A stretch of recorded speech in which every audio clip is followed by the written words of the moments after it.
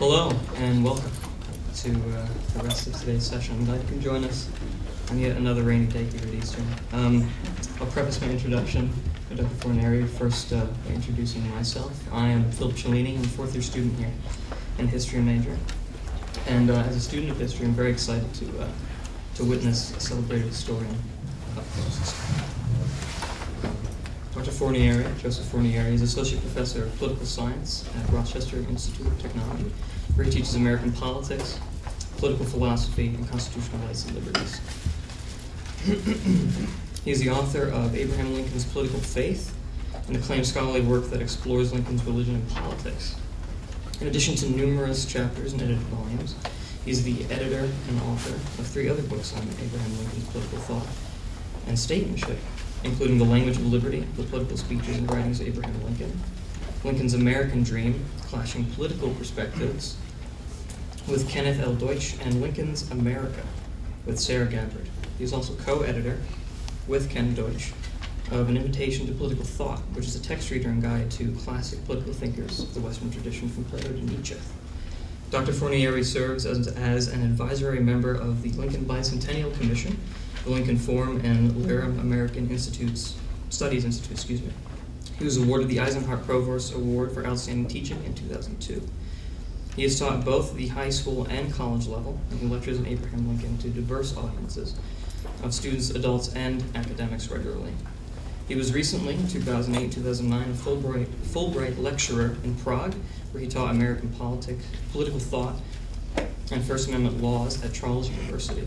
The subject of his talk today is Lincoln's reflective patriotism. So please join me in welcoming him.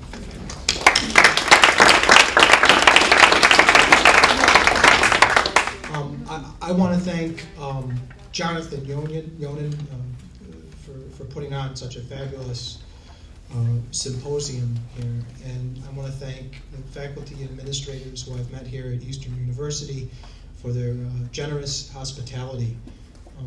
I was delighted that students joined us at 8 o'clock in the morning on a Saturday to discuss the Emancipation Proclamation. I think that's a real tribute to this school. And you know, as someone who's been teaching for 10 years at the college level and who taught at the secondary level, I know you're very proud of your students here, and their earnestness and their commitment shows. So we're training the next generation. So again, it's great to be here. I want to thank my friends. I mentioned to Jonathan when I received this invitation that if I have a conference at RIT, hint, funding plug, this would be my A team of scholars that I would assemble in terms of having a command of the field as well as being good public speakers. And I want to thank those of my friends here for their support as well in many areas. Okay, let's get on now with the thing. I promise I won't play guitar during the talk afterwards. The Frenchman Alexis de Tocqueville was driven to exasperation when he considered the insatiable demands of American patriotism. This is what he said in a way that only a Frenchman can say it. Their vanity is not only greedy, it is restive and envious. It grants nothing while demanding constantly. One cannot imagine a more disagreeable and talkative patriotism. It fatigues even those who honor it. Tocqueville well recognized the problematic character of patriotism as having the potential to be either an ennobling force of love that engenders human flourishing, community, and liberty, or as a degraded form of love that inspires chauvinism, fanaticism, and intolerance. Patriotism has the potentiality to do both. 150 years later, patriotism remains a persistent yet controversial force in American public life. The election of 2008 bears witness to this fact. In response to questions about his association with the unpatriotic likes of Reverend Wright and Bill Ayers, as well as some of his wife's remarks, not to mention his unwillingness to wear a flag pin, candidate Obama was compelled to devote an entire speech on the subject of patriotism.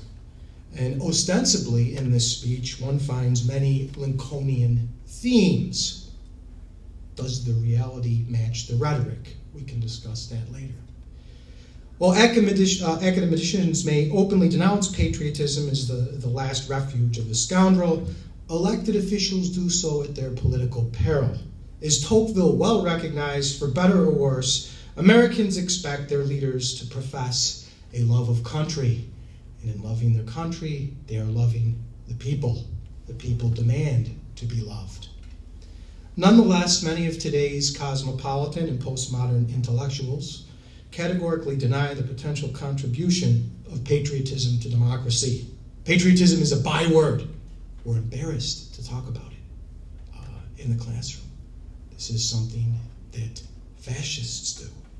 They claim that any benefits of patriotism are far outweighed by its evils as a political vice and pathology. Accordingly, such intellectuals cast love of country in terms of a blind obedience that is diametrically opposed to critical reflection. They seek to prevent its irrational passions from entering into the minds of students or citizens. In a word, they see philosophy and patriotism as utterly irreconcilable. Martha Nussbaum, for example, maintains that, quote, patriotic pride is both morally dangerous and ultimately subversive of some of the worthy goals patriotism sets out to serve. In a more recent work entitled Patriotism and Other Mistakes, the title says it all, George Kateb describes patriotism as, quote, a mistake twice over. It is typically a grave moral error, and its source is typically a state of mental confusion, unquote. While these critics raise valid questions about the dangers of patriotism, as I myself have conceded, they fail to recognize the possibility of a salutary love of country essential to human flourishing and ordered liberty. And what follows, I seek to reveal how Lincoln's statesmanship manifests the possibility of a just and noble love of country. I borrow the term reflective patriotism from Tocqueville to characterize Lincoln's humble and thoughtful love of ordered liberty and of the regime that sustains it. This is based on an article I've written in a book that I'm working on.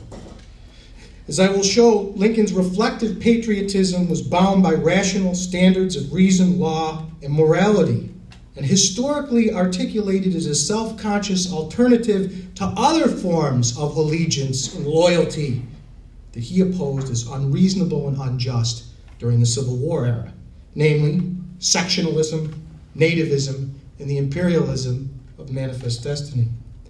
Each of these disordered forms of allegiance threatened the fraternal moral bonds of liberty and union. Philosophically, Lincoln's reflective patriotism is constituted by his appeal to the natural law teaching in the Declaration, the Republican dedication to ordered liberty, and by biblical faith. In my book, I speak of the 3 R's of Lincoln's political faith: reason, revelation, and republicanism, as 3 complementary traditions that Lincoln drew upon in providing an ultimate moral justification for American public life. Lincoln integrated these same sources of political order, reason, revelation, and republicanism, to inspire devotion to the Union cause. This is vividly seen in his first inaugural address of March 4th, 1861, where he proclaims, listen here, intelligence, patriotism, Christianity, and a firm reliance on him who has never yet forsaken this favored land are still competent to adjust in the best way all our present difficulty. He says this on the